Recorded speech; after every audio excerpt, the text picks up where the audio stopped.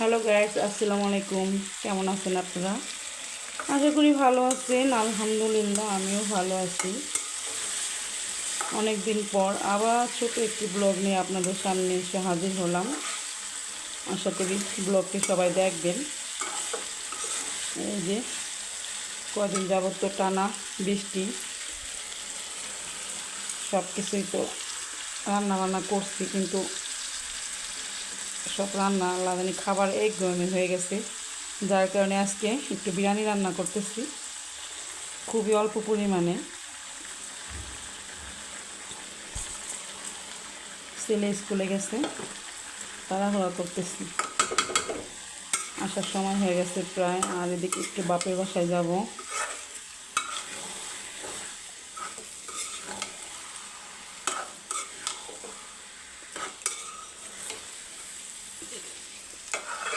সবই আপনাদের সাথে শেয়ার করব, দেখতে থাকুন ভিডিওটি।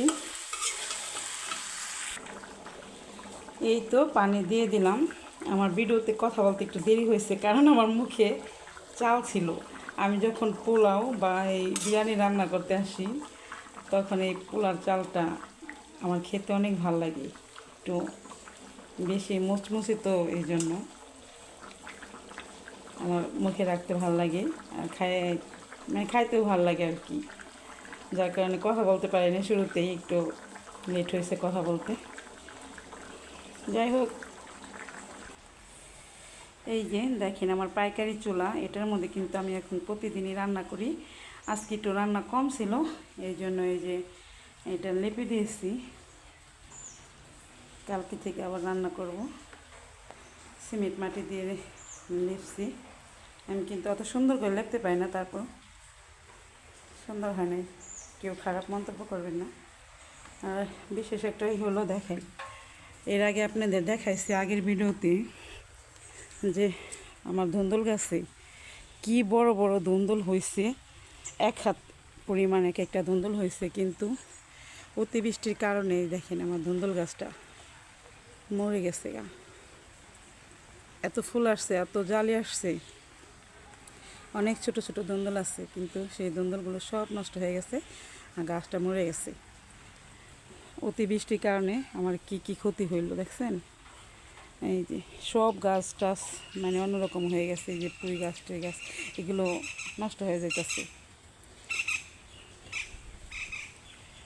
আর পেয়ারাগুলো তো কী আর বলবো, পেয়ারার কথা, পেয়ারা সব পচে গেছে। এই দেখেন খালি পচা পচা, একটাও খাওয়া যাইতেছে না, একদম পেকে লাল হয়ে আছে, কিন্তু খেতে গেলে পোকা আর ভিতরটা নষ্ট হয়ে গেছে। যাই হোক, এখনও বৃষ্টি পড়তেছে। এই যে দেখেন এবছরও কিন্তু আমি পানি সংরক্ষণ করছি, কত পানি দেখছেন, বোতল ভরে রাখছি। এগুলো এখন ইউজ করব না, যখন পানি থাকবে না আমার এই ড্রামের ভিতরে, তখন আমি এইগুলা বোতলগুলা পানি দিয়ে রান্না করব। আর এই যে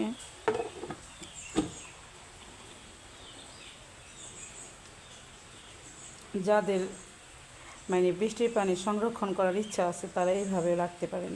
এইভাবে রাখলে ভিতরটা পোকা হয় না, পানিতে নষ্ট হয় না, আর পানি পোকাও হয়ে যায় না। পানির ভিতরে কিন্তু এক ধরনের পোকা হয় মশার মতো, ওগুলা দেখলে পানি আর খাওয়া যায় না, আর রান্নার কাজে ব্যবহারও করা যায় না। যার কারণে এই বোতলে ভরে রাখলেই পানিটা অনেক ভালো থাকে।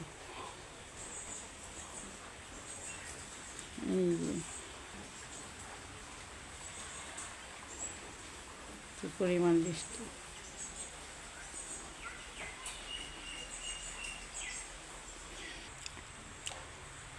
এই যে দেখেন আমার মানি প্লান্ট গাছ, এটার আমি কীভাবে রাখছি, এটা যাতে ধুলে না পড়ে সেই জন্য একটা কাঠ দিয়ে এভাবে করে দিছি, যাতে এটা বায়ে বায়ে উঠতে পারে।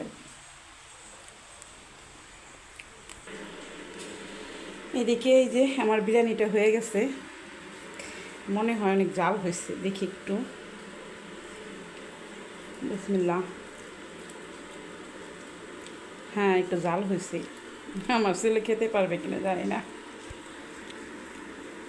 যাক, আজ এই পর্যন্তই। ভালো থাকবেন সবাই। যদি একটু ভালো লেগে থাকে তাহলে ভিডিওটি লাইক কমেন্ট শেয়ার করে দিন প্লিজ। আল্লাহ হাফেজ।